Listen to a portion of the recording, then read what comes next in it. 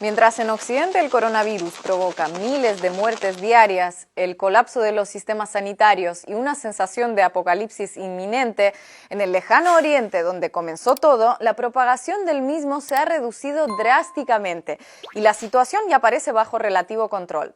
Muchos se han preguntado el porqué de esta diferencia, entre ellos nosotros, y ahora te vamos a contar la respuesta. ¿Cómo Oriente contuvo el coronavirus mejor que Occidente?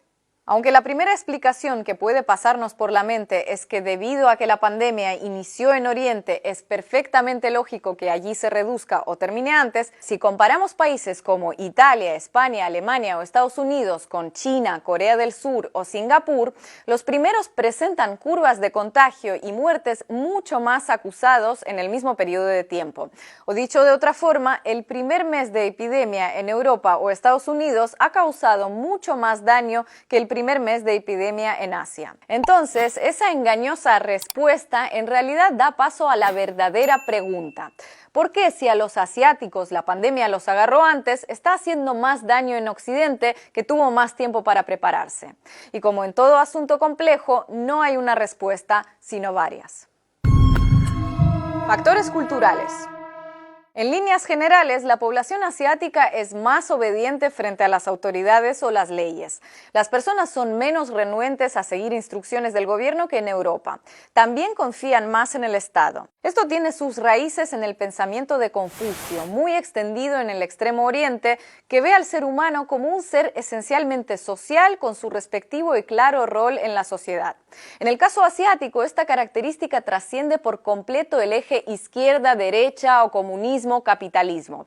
Ojo, es una característica común a sistemas políticos tan dispares como China, Corea del Sur o Singapur. En Occidente, al contrario, la confianza en las autoridades es menor y depende en muchos casos del grado de identificación que tenga cada ciudadano con el gobierno de turno. La abundancia de teorías conspiratorias sobre las autoridades de cada país a la que estamos acostumbrados en Occidente, en Oriente es sensiblemente menor.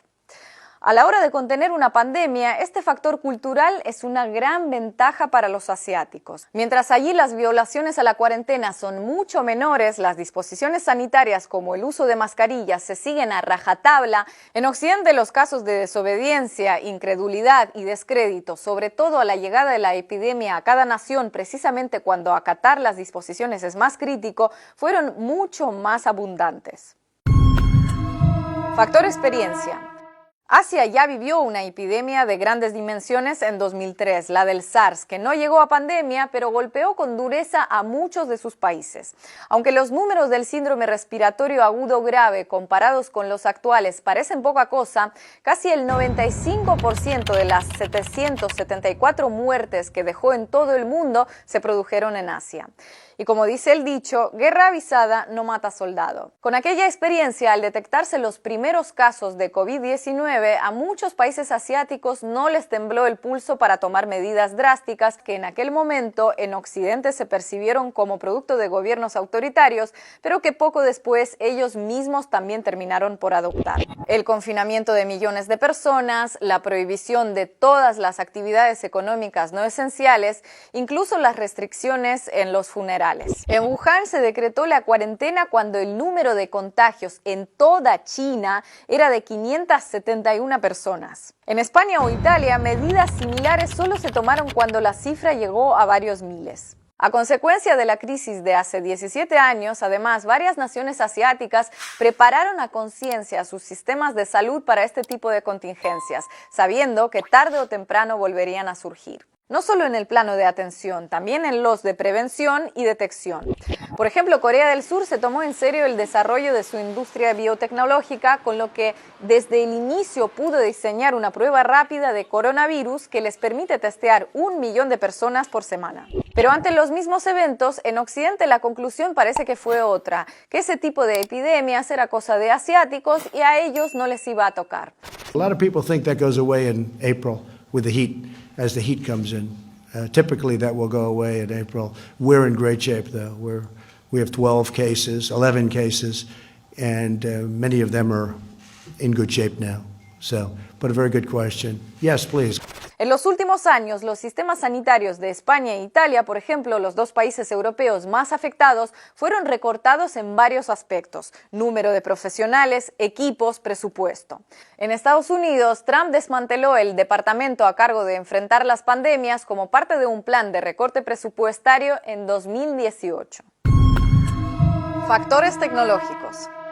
Pero el factor clave, que se complementa con los dos anteriores, parece estar en el uso de la tecnología y la Big Data como herramientas fundamentales para contener la expansión del virus. En China, aprovechando el desde hace años uso cotidiano de la Big Data en el país, el gobierno implantó un sistema semáforo mediante el código QR. La aplicación de uso obligatorio durante pandemias arroja verde si el dueño del smartphone no presenta riesgo, naranja si visitó zonas de riesgo durante los 14 días previos y rojo si debe entrar en cuarentena. El sistema cruza datos de los ministerios de Sanidad, Transporte, Interior, Comité Vecinal y Empresa Empleadora. Si uno de tus vecinos o compañero de trabajo enfermó, si viajas en un tren con un infectado, la aplicación lo detecta de inmediato y cambia tu estado. Durante una epidemia necesitas que tu estado esté en verde para viajar, acceder a tu trabajo e incluso entrar al vecindario donde vives. Con naranja, tus desplazamientos se limitan y con rojo se anulan.